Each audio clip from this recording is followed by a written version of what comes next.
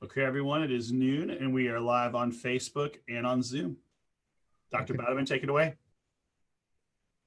Okay.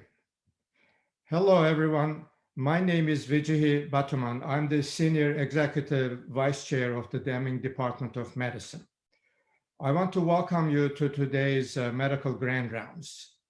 This month, our grand rounds presentations will continue to be on COVID-related topics. Today, it is my pleasure to introduce to you two of our critical care medicine faculty who are in the front lines of our battle with this pandemic. They will present to us summarizing experiences in COVID-19 critical care. Our first presenter will be Dr. Christine Bojanowski. She's an assistant professor of medicine and associate director of Tulane Adult Cystic Fibrosis Program.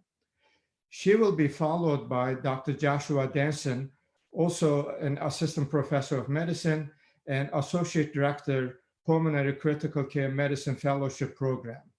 Both are also roadmap scholars. And I'm very happy to start with Dr. Christine Bojanowski's presentation. Thank you.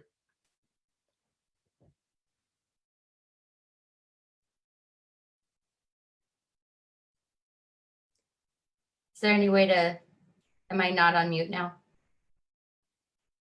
You're good. Oh, you can hear me, great.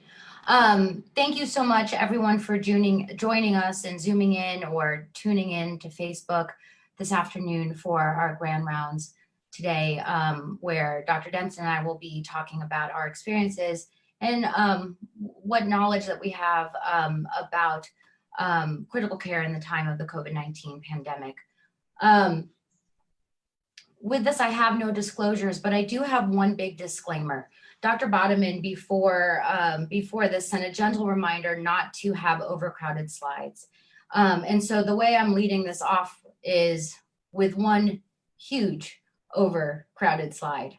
I think often what we end up doing is saving thank yous to the end of a presentation where they end up getting skimmed over. But I really think this is an important time to acknowledge each of us and each other in this as a community for everything that we're doing day to day during this unbelievable time.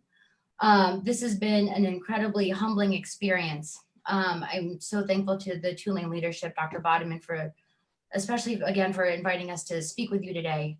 Our thought leaders, we have incredible scientists at Tulane that I know will be pushing forward and getting us answers and getting us treatment options. Of course, I want to thank our section, Pulmonary Critical Care, Environmental Medicine, and my colleagues who have all stepped up for our patients, for our hospitals, and for each other. I want to thank also our fellow physicians and faculty members, the other ICU services, surgical and neurocritical care that have really stepped up, infectious disease, Dr. Mushat, Dr. Fusco especially. To our trainees who I have just been absolutely blown away by, our fellows who I work most closely with, and the residents I've been able to work with over the past several days. The amount of professionalism and true grit has been unlike that of which I've ever seen before. Also a big shout out to the medical students that have been helping with trying to volunteer in any way that they can with getting us protective equipment for trying to hop in on research initiatives where they're able to do that. When I walk into the hospital, really I'm just overwhelmed by everyone that I encounter. And I've just been so impressed. I'm so thankful to our administrators here in the hospital, especially to Charlene, who has been so helpful during this time. And I also want to give a special acknowledgement to our research coordinators and regulatory staff that have been really working hard to push protocols and studies and trials through the IRB. So this is data that is updated daily through the State Health Department, and it's available online. Dr. Mushat, I believe last week, presented the slide on the left during grand rounds. And I wanted to put these side by side with the most up to date with the data that we have from yesterday. Now, you can blame me on the amusement park distortion of Louisiana that I've created here with the shrinking and the stretching. but really want to call your attention to the cases here. So on March 25th, we had a 1,700, almost 1,800 cases. Now we're over 5,000. Our death rates increased from 65 to 239. Our patients that are hospitalized went from 491 to 1,355 in a matter of 6 days. And of those, 163 of those were on ventilators last week, and now we're at 438. So these are truly unprecedented times. And the point of reviewing this data and this information is to highlight that what we're seeing is the growth in the growth rate of the cases that we're seeing are just way ahead of the available data that we have, the high quality research trials that we want to have guiding us during this time, and even the resources. So my objectives, very briefly, are to review mortality estimates, to review very briefly, again, the clinical spectrum of COVID-19 disease, or COVID-19, to discuss some of the critical care complications that we're seeing of COVID-19, and to give a brief update on treatment trials. Now, this is collective data from China that included confirmed cases from the early period of the outbreak of the disease up until February of last month. This is a description of 44,000 confirmed cases nationwide in China. You know, I think with some variability overall, this triangle really does hold true. The majority of cases, you know, these are particularly in the community, are mild, 81%. We're not seeing that in our hospitals. So it's this 14% of the severe cases, people that are having hypoxic respiratory failure, significant dyspnea, and worsening clinical symptoms that we're seeing. Of those, an initial 5% are critical cases with fulminant respiratory failure, septic shock, multiple organ dysfunction, and failure as well. Now, out of all of this, the estimated deaths that occurred out of these critical care cases was about 50%. But overall, the case fatality rate with this data that we have available is 2.3% of all cases. Now, just to give kind of a cross-sectional view, our slice of this top bit of the triangle from Tulane Medical Center. Thank you so much, Dr. Malden, for providing this information to me. So to date, we've had 222 cases admitted to Tulane. On 3/31, that was yesterday, we had 74 patients that were that were positive or PUI. We had 19 patients in the ICU. Of those, 16 were on ventilators. On the med-surg floor, we had an additional 38 patients that were confirmed positive or PUI. We had 1 death. We are seeing just constant admissions every day. So we had 30 admissions that were related to coronavirus yesterday, and we were able to have 2 discharges, which is a big win. So really, again, just looking at some early mortality data, the World Health Organization declared COVID-19 a pandemic on March 11th. On March 12th, based on World Health data that they had at that time, there were 125,000 confirmed cases worldwide, with a mortality that they estimated of about 3.7%. This is higher than the 1% that's been estimated for influenza in the past. Now, there is definite variability within regions, anywhere from below 1% to greater than or closer to 6% in highly impacted areas such as in Wuhan. I think across the board, despite the variability that we see in the fluctuation in the mortality rates, you know, one thing that we can definitely agree on or can say with certainty is that the case fatality rate is the highest among the minority of people that have severe disease with COVID. On data that has been made available from, again, mainly smaller studies in some case series, but these were some good studies that had come out of China.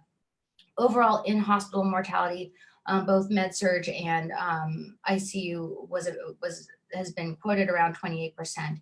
In the critically ill, it's about 50%, upwards of 62% in some studies. And the mortality in those requiring mechanical ventilation is much higher, ranging anywhere from 81% to 97%. There was a group that published recently in the New England Journal of Medicine just 2 days ago on their experiences in Seattle. This is a multi-center case series that had 9 different hospitals that were included in this, a total of 24 patients, following their hospital course for a period of 31 days. Some highlights here that were very interesting to take out of the paper, but not 100% evident from this slide in itself, is that the median length of hospital stay among the survivors is about 17 days. The median length of ICU stay among the survivors was about 14 days. The median duration of mechanical ventilation was 10 days. Out of this group of patients, 6 patients had been extubated by the end of the study period. 50% had died, which is in line with the prior data. Four patients, or 70%, had actually been discharged from the ICU, but were still in the hospital. And actually 5 patients, or 21%, had been discharged from the hospital. The real take-home point from this is that these hospital stays are long. When they come to the ICU, they're with us for a long period of time. When they're in the hospital with us, they're with us for a long time as well. Just looking at kind of these general overview of the complication development of COVID-19. This is data coming out of China, 2 different studies. I think what we're seeing pretty consistently is that COVID-19 is showing respiratory deterioration around day 7 to day 9 of after illness onset, with worsening dyspnea, increasing oxygen requirements.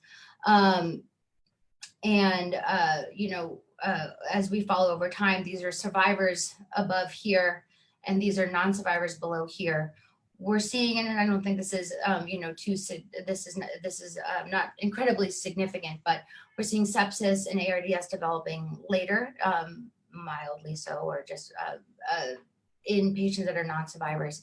And then we're also seeing development of other complications like acute cardiac injury, acute kidney injury, secondary infections, and death. And this study here, this is data of non-survivors out of the ICU. And what this is showing is that the median duration of ICU admission until death in the patients that are not surviving is about 7 days.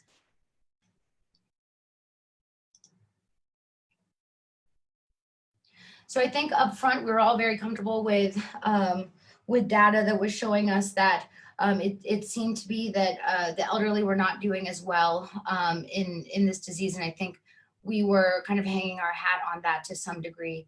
And I think that's evolving and developing. We are definitely seeing younger cases in our ICUs. This is data that came out of the CDC, just recently made available, with 4,226 cases that were reported, and with what available data that they were able to get complete outcomes on. What we see here is about 31% of the cases, oh, sorry, I'm not using my pointer here. About 31% of the cases requiring, or 31% of the cases overall are in the group over the age of 65. 45% of hospitalizations, up to 53% of ICU admissions, and 80% of deaths are found in those adults that are greater than the age of 65. So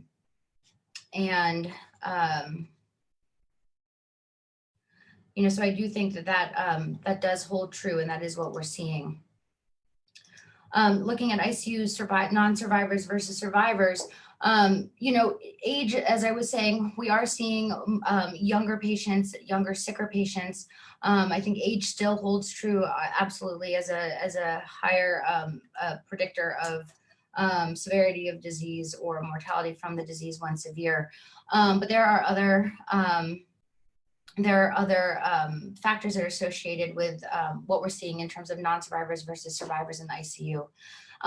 Comorbidities are definitely being discussed more and being recognized, more readily at this point: diabetes, hypertension, cardiovascular disease, chronic kidney disease, COPD, cerebrovascular disease, and obesity, which we're definitely seeing here in our patient populations. Patients that that do not survive this are more likely to develop ARDS, are more likely to require mechanical ventilation, and are more likely to have other organ function dysfunction, most notably kidney injury, cardiac injury, and liver dysfunction. We're not really seeing any type of differences between ICU survivors and non-survivors based on median duration from onset of symptoms to radiological confirmation. We're not seeing any major differences as well from the median duration of onset of symptoms to ICU admission. We're also not seeing significant differences in lymphocytopenia, which is pretty common in most of the patients with this disease. I'm not going to delve too much into respiratory failure. I'm going to leave that to Dr. Denson, who will be presenting right after this, but it is the leading cause of mortality. And simply on that chest imaging is kind of a typical image that you would see from a patient with this, viral pneumonitis and this bilateral opacities. We are seeing a lot of shock. In Seattle, they reported up to 70% of their patients required vasopressor support, and that is without the clear evidence of secondary infection. We do recognize that we are requiring high amounts of sedation to be able to successfully manage these patients on the ventilator. In their study, they did report a much lower number, maybe about 15 or 18%, they found to be associated with sedative use. Renal injury and failure. There has been some published data and reports showing that among all patients that are requiring any degree of hospitalization, about 15% will have some negative impact or injury to their kidneys. This is much higher in the ICU. As I showed in the last slide, these numbers go up to about 30% or can go up to about 30%. Obviously, we are in the thick of it now, so we don't know what the long-term health effects of kidney injury or really any of these complications are at this point. One thing that we are seeing that is very interesting and of note, we are seeing abnormal coagulation in our patients in the unit. Critically ill patients with COVID-19 are at a higher risk for thrombosis and also for bleeding. This is some data just showing the split in non-survivors in red and survivors in blue by D-dimer. So we're seeing higher elevated D-dimer levels in non-survivors. Now, D-dimers very simply is just an indication of a blood clot, possibly, but I think this really is as I think we would all agree upon, it's a very non-specific marker of inflammation or infection.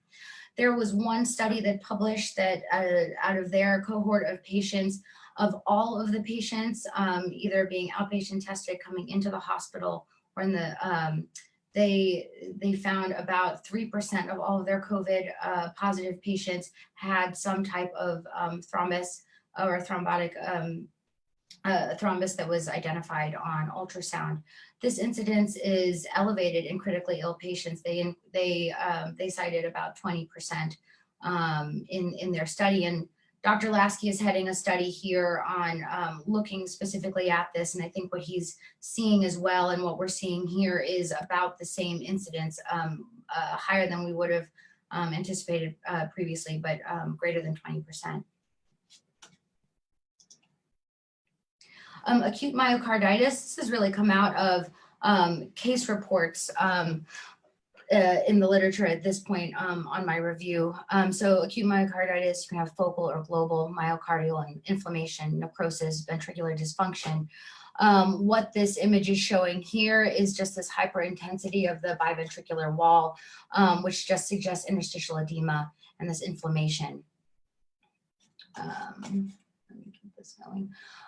With acute myocarditis, there's a wide spectrum of clinical presentations from something as simple as chest pain to arrhythmias to advanced heart failure requiring advanced critical care management for that. The pathogenesis, some really interesting theories. The process of is this just part of the process of the replication and dissemination of the virus. Acute myocarditis has been seen in influenza cases. To date, there are no reports of influenza or coronavirus RNA in the heart available to add to this comment. Is it more likely just a reflection of the exaggerated inflammatory response that we're seeing causing this myocardial injury? And I think that's probably more likely the case. This slide was published by Siddiqui in the Journal of Heart Lung Transplant within the past month. And I think it's actually just a really great, albeit first stab at just trying to frame this disease progression in the clinical course. And obviously I'm biased and I'm on this end of the spectrum. So I'm really looking at this inflammatory response phase where we're seeing more of the serious clinical complications like ARDS, shock, cardiac failure, the elevated inflammatory markers as well. The slide is nice because it does go over some potential therapies, which I'm not going to be covering today. So looking at just going into this just briefly a little bit more in depth. So we are really seeing a hyperinflammatory syndrome with multi-organ failure in many of our patients. COVID-19 patients are showing lab profiles and kind of clinical courses very similar to secondary HLH. Secondary HLH in adults is most commonly triggered by viral infections. So I don't think that this is necessarily a surprise that we're seeing this, but it is definitely something that we are seeing.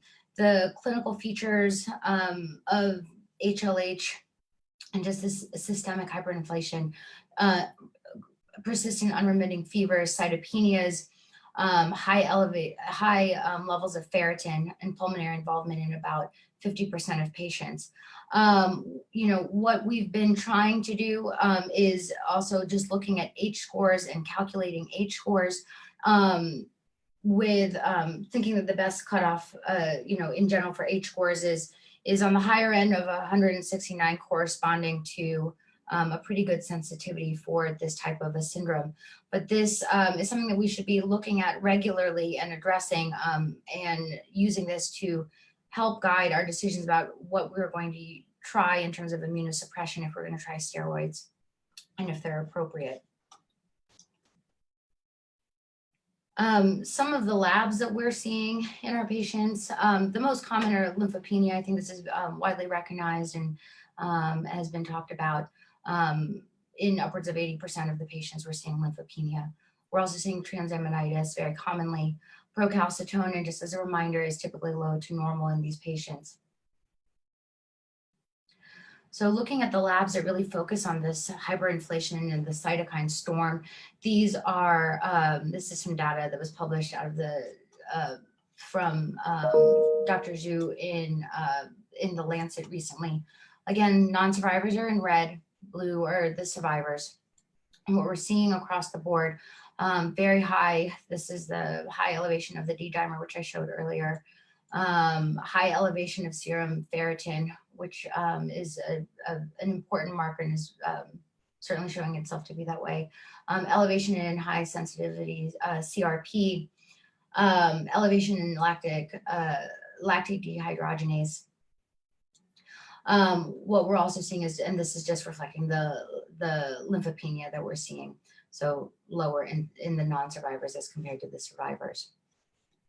So see, these are some of the labs that we're looking at regularly in our patients, particularly IL-6, which has a low turnaround, or a slow turnaround, excuse me, and using this to hopefully guide some of our decisions when it comes to looking at possible treatment interventions. Are there guidelines for critical care management? Now, I didn't go into the nitty-gritty details of management. Yes, there are, and they're wonderful. So there is the intensive care medicine published by SECM, the European Society as well, the Surviving Sepsis Campaign. And then the World Health Organization also published these guidelines as well. I highly recommend, if you're going to be in the ICU, and even if you're admitting any patients to the hospital floor, reviewing these guidelines. I think they are great and summarize what we know to date. I did want to spend just the last couple of moments gearing everyone up and getting everyone excited and, offering this, little ray of hope, really largely headed by Darlene Fusco. We are moving forward with getting Tulane on as a site for several different agents, the most notable of which are remdesivir, the antiviral from Gilead, and also sarilumab, which is an IL-6 blocker. It is really important for us to, I think, participate in the production of high quality randomized controlled trials such as these, so that we can get answers for our patients and get some guidance for how we're dealing with the complications that we're seeing. I did also want to put in one big plug in for ClinSeq Sur, which is following clinical outcomes, also collecting specimens. What can you do for this? It's very easy. We do ask that every treatment team is just simply asking their patients, are they okay to be, or their family members, are they okay to be contacted by the research team? And we will take it from there. So please do keep those things on your radar. More will be rolling out about these first two trials as well. And let's see here, my very last slide is kind of just to re-emphasize kind of the state that we're in and re-emphasize the need that we have for good high quality research and trials. For just published quite recently, there's been some information on the use of convalescent plasma that have neutralizing antibodies against the virus. This has been shown to be effective in SARS and some other viral illnesses. So the hope is that it would be effective here as well. What we're seeing is just data showing that there is a change or an increase in the cycle threshold or the CT values in nasal swabs of patients, meaning that the viral load is decreasing. SOFA scores are decreasing, oxygenation is increasing, body temperature is decreasing. So this is all great data, but I also just want to point out this was an N of 5. So that is what we're looking at. Most of the data that we have that is helping us to make our treatment decisions is based on very low N. This, even just based on an N of 5, FDA has moved forward with an emergency IND and will have this available for severe or immediately life-threatening COVID-19 patients. And with that, I will turn over to Josh.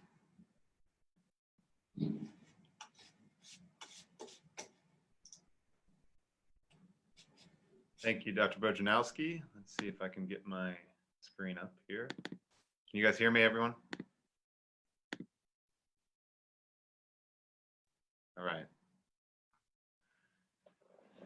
I am very glad, Dr. Bojanowski, that you did that large thank you slide. I did not have time to go through that. I completely agree. I mean, just thank you to all of the nurses and everybody that is doing all they can.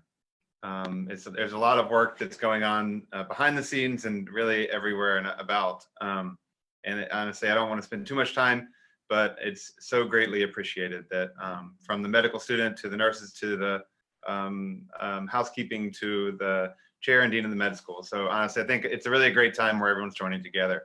I'm going to talk a little bit. There's probably, I think, some overlap with what Dr. Bojanowski spoke about a bit. But hopefully I will be able to tell you what we've been seeing and what I saw today. And so let's see if I can get my slides to go. Great, so I had three kind of objectives when I put this together, just to review kind of typical characteristics of a critically ill patient with COVID-19. Second is to discuss the most common ICU manifestations that we're seeing and what complications, like we kind of talked about a bit. And then just kind of touch base on the evidence-based management strategy that we use to control the ventilator. And the reason this last objective I put in here and I want to spend time on is you never know what, we're expecting this number to increase. And you never know if we're going to get to a point where we're asking some of you that are watching this to help us control patients on a ventilator with ARDS. And I think that I don't want to get in the weeds of it, but I think it's important at least to give you the data so you know why we're making the decisions we do. So as Christine mentioned, most patients are admitted to the ICU at the end of a week of illness, usually 7 to 10 days. It seems to have kind of this slow onset of disease progression and then dramatically worsens after a week or so. There does seem to be a phenotype that we're observing, and we're looking into this with data, definitely higher risk population that have this specific phenotype. And now, is this a factor of New Orleans? I'm not sure, but what we're seeing is a lot of severe obesity, diabetes, and hypertension mostly. We're also seeing a lot of other signs of vascular disease, such as stroke, coronary artery disease, and chronic kidney disease. So again, if I tell someone this, the question is, well, is this just our typical population? And I would argue that it isn't. And I think it may be a factor in the disease. So this is a study from Guan et al. In New England Journal that was published in late January. I just cut down their table 1 to highlight an important fact. This is the largest data out of China. This is over 1,000 patients, as you can see up in the, over 1,000 patients, as you can see. And what I want to highlight, though, is the endpoint. So the primary endpoint, which I put in a box in the bottom, was admission to an intensive care, the use of mechanical ventilation, or death. And if you look at that endpoint, and yes and no on the far right, and you look at the comorbidities that these patients have, there is a specific set that is definitely more prevalent in the more severe patients. And they also looked at severe, non-severe based off other criteria, but I think their outcome of death, mechanical ventilation, and ICU need is a great one. And if you look most importantly at, for example, hypertension, 35% of these patients had hypertension, while 13% in the people that were not severe. Same thing for diabetes, and honestly, similar findings for coronary artery disease and stroke. And although COPD was more common in this group, honestly, as a pulmonologist, if you ask me, who are going to be the at-risk patients to get a respiratory-related virus such as coronavirus, I would immediately jump to COPD as the most common comorbidity that we'd see. And clearly, they were seeing this over in China. And I can tell you anecdotally, at least in some data in the US from Seattle, as Dr. Bojanowski mentioned, that this is not the case. This seems to be a different pathobiology related to this disease. Another thing that I noticed is talked a lot about is cancer and immunodeficiency, and it doesn't seem to be a big player in this disease right now, at least from what we know. Again, it seems to be a lot of this kind of vascular disease issue related. We don't know much more than that. That's as much as we've gone, but we're trying to look into this. This is another study from China, again, to argue that this is not just an American issue or a New Orleans problem. This was actually data that was released from the Chinese government about some of the fatalities they had early on in Wuhan.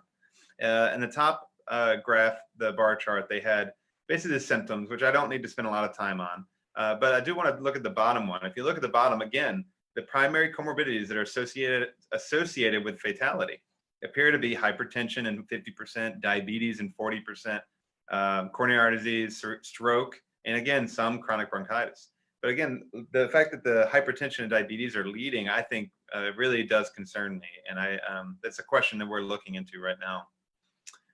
So now let's jump a little bit more to the actual disease itself and how does it present and progress and what's our experience. So as we mentioned, we talked about symptoms and lab abnormalities, and in general, people kind of have a slow burn. It's a slow low fever over about a week or two.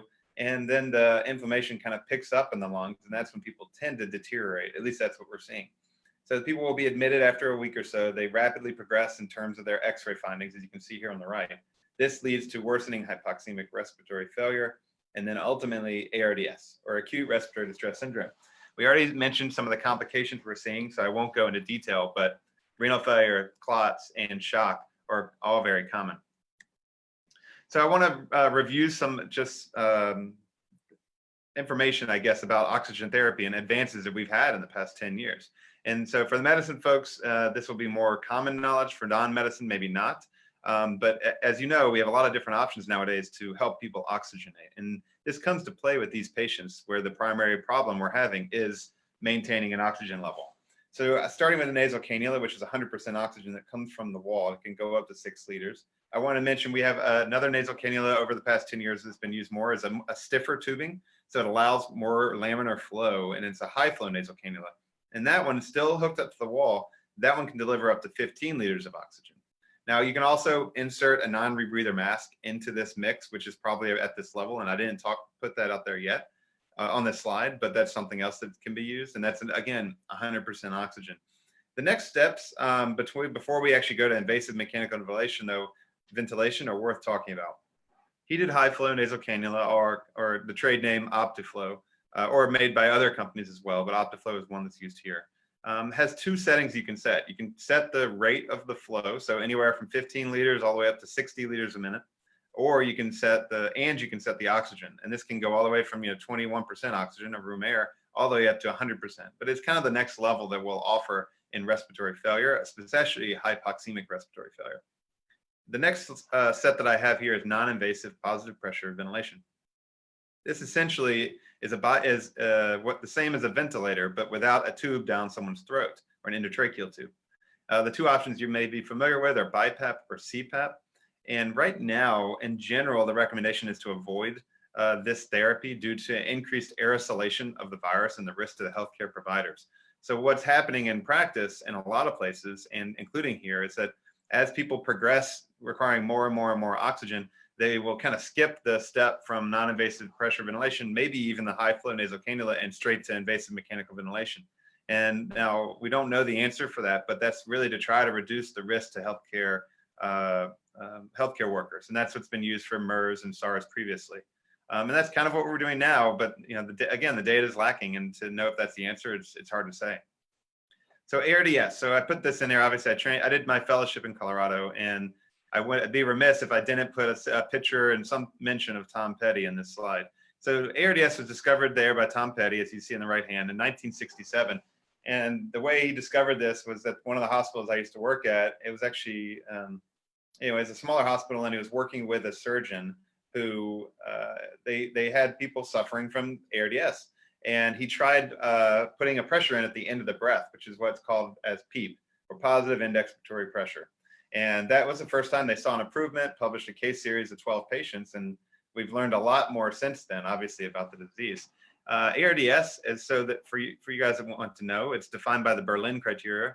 It's these kind of few criteria that you have to have in order to say that someone has ARDS. So you need to have an acute insult. You need to have a reason. It can be the flu, it can be a car accident, it can be pancreatitis. But in this case, most virus is from coronavirus. And coronavirus leads to COVID-19, which leads to ARDS. And that's what our patients, unfortunately, are suffering from. You have to have bilateral chest x-ray infiltrates. You need to at least have ruled out or evaluated heart failure to make sure it's not totally due to that. And then the other parameter that you should be familiar with is what we call a P to F ratio. That's a partial pressure of oxygen in the arterial blood to the FiO2 at a level of less than 300 millimeters of mercury. And again, this is on a CPAP or a PEEP, which is that pressure that we give at the end of the ventilator's breath of at least 5 centimeters of water. And that's important to know. And this number, the P to F ratio, is how we grade the severity of ARDS. So 200 to 300 is mild, 100 to 200 is usually moderate, and less than 100 is severe. And the mortality ranges greatly, but as you can see, it's a severe disease, even at baseline, not in the setting of coronavirus. And as Dr. Bojanowski just discussed, the mortality is even higher for these severe cases, on the order of 75 to upward of 90%. And that's why I'm spending time talking about it. So here's a busy slide. Sorry, Dr. Bodeman. I'm not going to go through all of this, but I just kind of put this up as I reviewed the guideline management for ARDS that exist right now, because this is what a lot of us are basing decisions on how we manage a ventilator on. And I'm only going to talk about the 2 strongly recommended therapies based off of most guidelines, which are lung protective ventilation and prone ventilation. And I'll go through those a bit more in detail.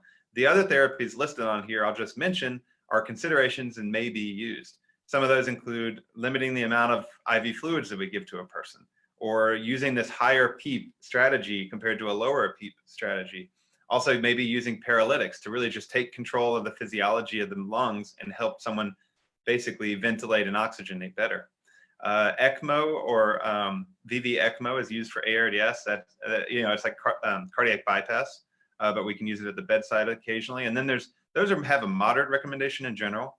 Other things have a more conditional recommendation, such as nitric oxide or other advanced ventilator techniques, such as airway pressure release ventilation or driving pressure targets.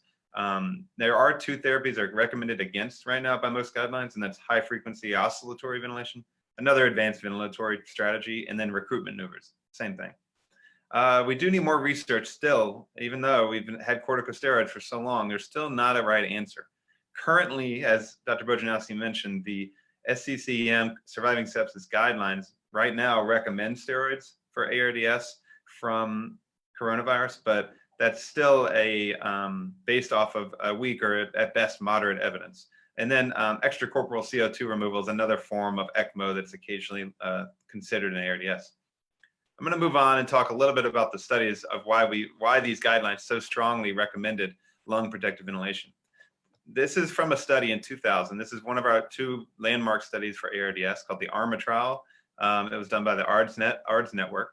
This trial was actually stopped early for a benefit in 861 patients. A number of these patients were enrolled here actually in New Orleans. The overall outcome, just to jump to it, was a mortality difference in hospital mortality of 31% in the treatment arm compared to 40% in control arm.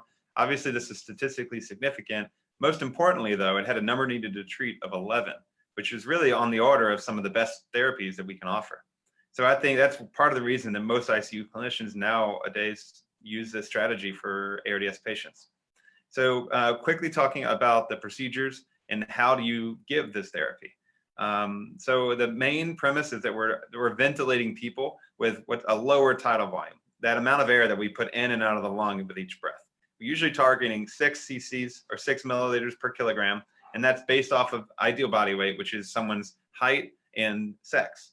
So it doesn't matter if you are obese or not, it's totally on your height and sex, and we give you a certain amount of tidal volume, and we limit that.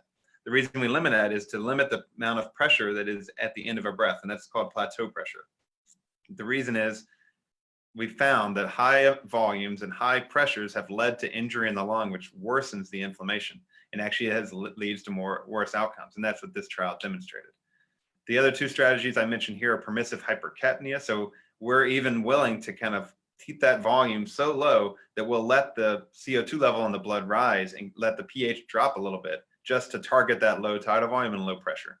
And in this study, they followed what's called this PEEP to FiO2 ladder, and I'll show you that right here. This is actually a table from that paper. As you can see, looking in the red box, these are the two treatment arms. This is how we will basically follow setting the amount of oxygen that we're giving to somebody, ranging from 30% up to 100%. And that level of PEEP, that first description I gave you that Tom Petty described back in the 1960s. Now we're a bit more aggressive than they were back then. We'll push the PEEP up into even the range of the 20s. And this is done in the year 2000 published paper, so done in the 90s. And so it's something that I don't think we talk about often enough, but I try to emphasize, at least with my trainees when we're on rounds. I'm going to move on now to the next paper, or the next guideline recommended therapy, and this is called prone ventilation. You may have seen patients in Italy on TV that are laying on their bellies, right? And I know that some of the non-medicine folks may have seen that. And that maybe seems strange because most patients in the hospital are on their back. Well, the reason we do this therapy is from this study, which was somewhat recent in 2013. It's called the PROCEVA trial. This is a 466 patient trial. And again, this has been studied since the 1970s, this idea of having people lay flat on their belly. The idea being that the dorsal aspect of your lungs have more room and actually if you allow them to lay on their belly, you'll be able to better match their ventilation and perfusion and improve outcomes. And it took them a while to find the right strategy, but this study had some benefits.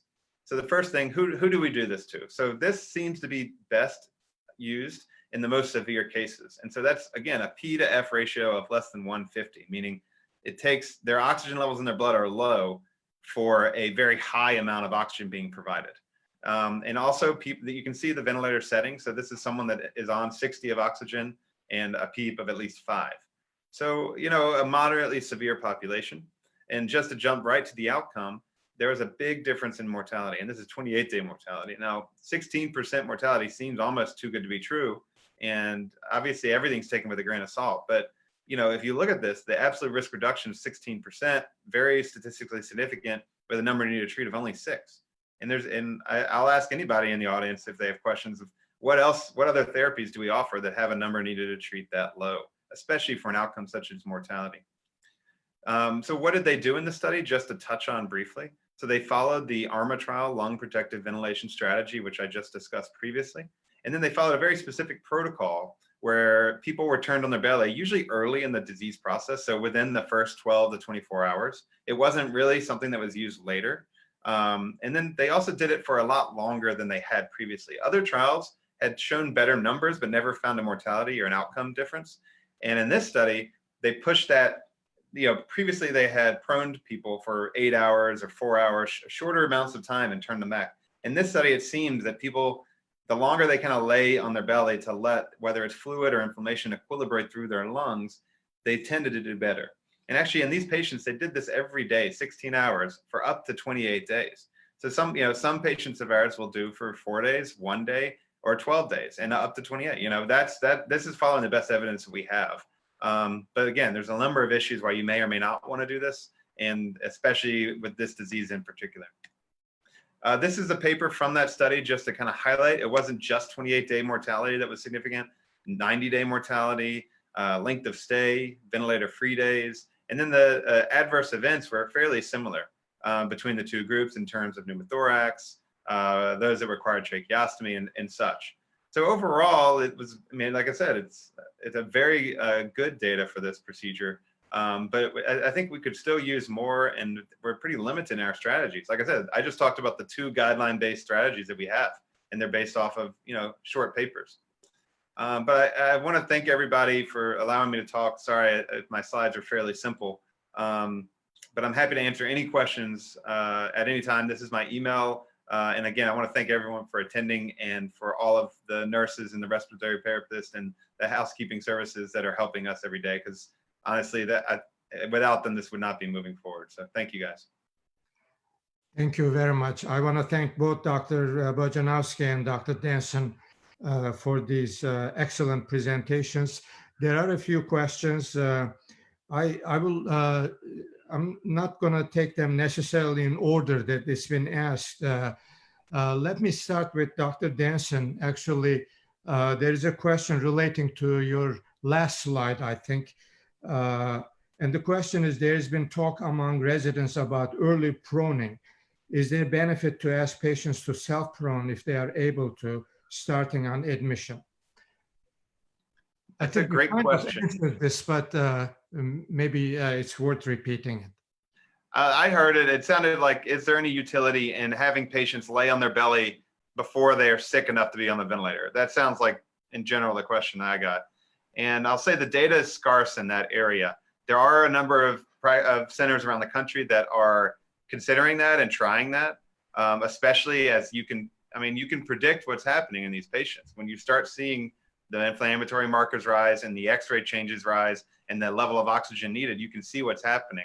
And knowing that proning does help after intubation, does that help before? Honestly, the jury's still out. There's some data that does support it, but I would argue that the data is not of high quality. I don't know if Dr. Bojanowski has any thoughts additionally, but. Yeah, I think, just to add on to that, again, it's just what we have is so anecdotal. It's so hard to also regulate that as well. And so, yeah, I think the jury's still out, like many of the things that we are looking at. Thank you. Dr. Bojanowski, there's a question directed to you, actually. What does censoring refer to in the Seattle study? I'm sorry, what is the what refer to? I missed that. Censoring. Censoring. Oh, the censoring. That is a great question. And that is, okay, I don't want to misspeak, but the censoring, I think, was just that they had reached the end of that time frame period. So it was abbreviated data. I think generally incomplete data, right? Yes, exactly. Yeah. Yes. Another question repeatedly coming, both Dr. Mushat and I answered it online. Is the association between hypertension and higher incidence of critical COVID infection related to ACE inhibitor or ARB use. I want to point out that March 31 issue of New England Journal of Medicine has a very detailed, thoughtful discussion on this. This paper was reviewed by Dr. Navar, and he also asked me to take a look at it. And the gist of that paper is the evidence indicates no, but I think people would be interested in your opinion, both Dr. Bojanowski and Dr. Danson. So I think, the data that we have to date, I think, again, it's just so limited. With what is my general approach now to ACE and ARB use in these patients, if they were on it, I'm going to keep it on. If they're not on it, I'm not going to start it. And that is what I have right now. That's a great question about the association between hypertension and ARB use, and I think that's been one of the things we've all been discussing eagerly. I just, unfortunately, again, don't have the numbers for it. Josh, any comments on that? Yeah, I mean, obviously we don't know. We're looking at that, and right now there's conflicting data. There's some data suggesting that our ARB's helpful, and there's some data saying our ACE inhibitors harmful. And honestly, we really don't know. There is some link, though. It seems people are. There is some data looking at the ACE2 receptor, which the coronavirus actually binds to a subunit of that in the lung. And so there may be some association. I don't think I would recommend, and I know all of you are thinking about this because I get asked daily about, should my family member be on this or off this? And right now there's so many questions that we can't answer at the time. Right. Thank you. And a general question, which keeps recurring as well, hydroxychloroquine. Any comments on that? The data again is not as robust as I would like it to be, but that is what we're grabbing, and I think overall that is what most people are grabbing because it is the most accessible.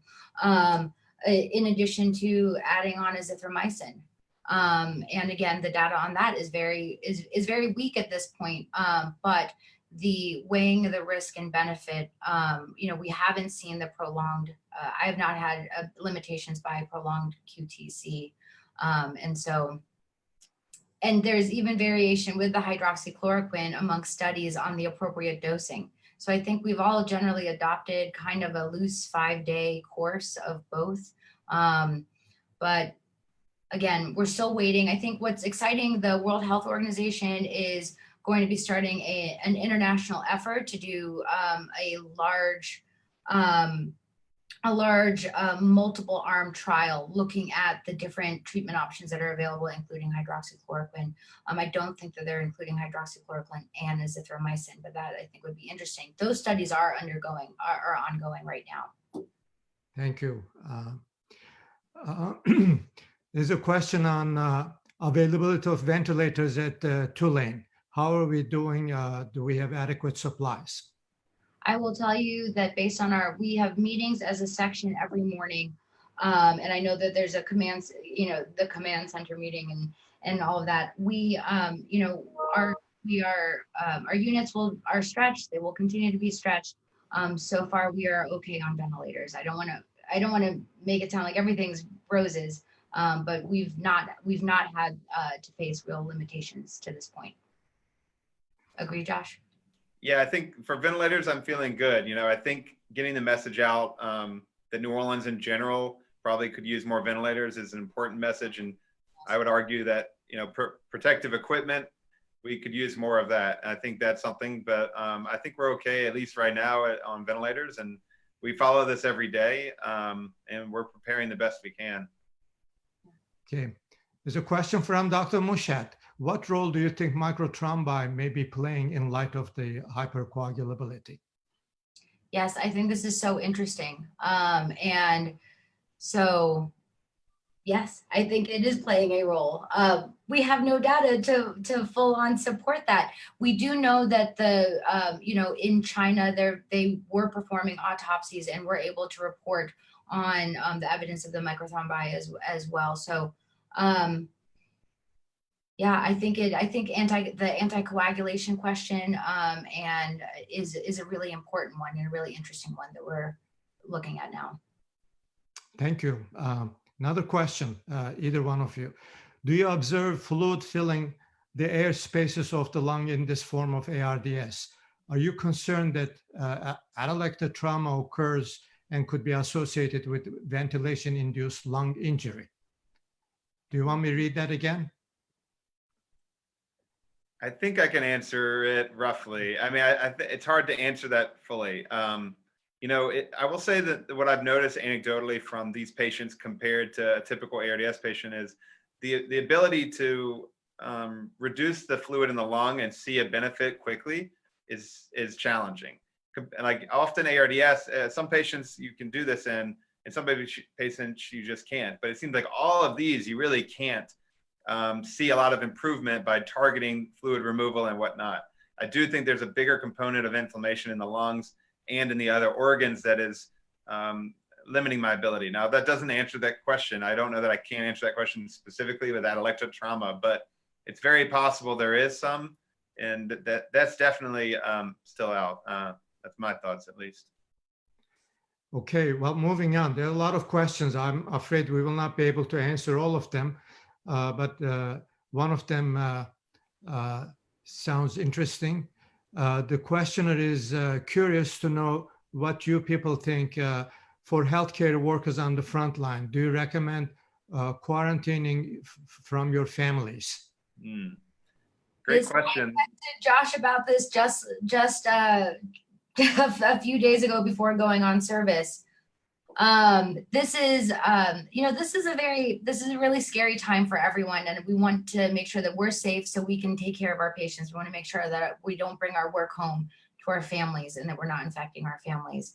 I think that we don't have great guidance on it. I think talking to my colleagues in different parts of the country, there are various extremes of distance, and all with in terms of risk factors for people that we have at home, like do our loved ones have comorbidities that we need to be, in those cases, I would absolutely be getting an Airbnb and staying away from home. I'm doing a ridiculous dress up, dress down, stay here, wash, bleach, everything, stay outside, walk home, walk into the house, not touch anything, drop things into the dryer, washer, and then go straight to a shower for like 20 minutes. Yeah. I think that's a tough question, and it's something everyone's worried about. No one has the answer, and whatever makes you feel more comfortable. I think some people are taking it to the extreme, and I think if you are a really high risk group, like if I was living with in-laws that were older or something like that, maybe I would take it more extreme. But just like anything, you're taking kind of risk anyway. I mean, I'm staying in the house with my wife and kids, but I try to change in and out of clean scrubs before leaving coming to and from the ICU and leaving. Even then, I still try to put my clothes in a separate bag, and everyone has strategies. In New Orleans, we're a little bit more forgiving. In other places in New York City, right, they're in an apartment. There's no outside they can change into and things like that. So you make whatever makes you feel most comfortable. Thank you. The last question is, are we going to move towards prophylactic heparin drips in patients that are not improving on the vent and do not have contraindication to anticoagulants? That's a tough question that I rounded today in the ICU, and I think I have a couple people on it. I'm seeing more episodes of clot related to dialysis catheters as I'm talking to a nephrologist. But there are some patients that it may be a real consideration. It's still too soon to say, and I wouldn't even suggest that to anybody yet. It would be very experimental still, but it's something that some people are trying, and the more evidence that we get, the more supported it would be. Dr. Bojanowski? Yep. Okay. Well, we have one more, well, I'm afraid we're at the end of our time. I wanted to thank both Dr. Bojanowski and Dr. Denson for these excellent presentations. We're very grateful for your hard work. All the power to you, and good luck and stay safe. Thank you everyone for attending. Thank you, everyone. Thank you.